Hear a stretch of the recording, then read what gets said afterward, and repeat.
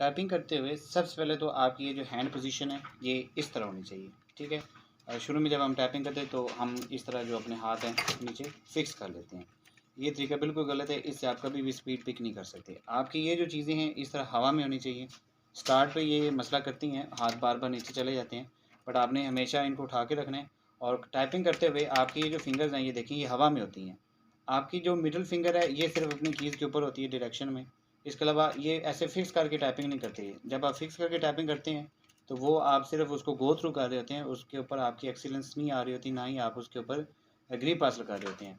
जब आप एक ही चैप्टर को बार बार करेंगे और हाथ इस तरह उठा के रखेंगे तो ये जो फिंगर्स हैं ये खुद ब खुद ऊपर आहिस्ता आहिस्ता हवा में आ जाएंगी। और जैसे कि जब हम टाइपिंग करते हैं तो हमारे हाथ कुछ इस तरह होते हैं। तो कभी भी टाइपिंग करते हुए आपने कीबोर्ड के ऊपर नहीं देखना कि कौन सी की दबानी है, और ना ही कभी स्क्रीन के ऊपर जो वर्ड टाइप हो रहा है उसको नीचे देखना है कि ये वर्ड क्या टाइप हो रहा है। आपने जो वर्ड टाइप हो रहा है उसको देखते जाना। और जितनी कोशिश करें ये जो बैक स्पेस है ये कम से कम इस्तेमाल हो। और बैक स्पेस इस्तेमाल करते हुए आपने इस तरह हाथ उठा के इस फिंगर के साथ जाके प्रॉपर बैक स्पेस दबानी है।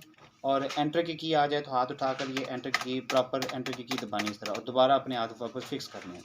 और हाथ देखे बगैर फिक्स करने हैं। ये नहीं है कि आप उसको देख के रखें, सब देखें हाथ ये आराम से फिक्स हो गए।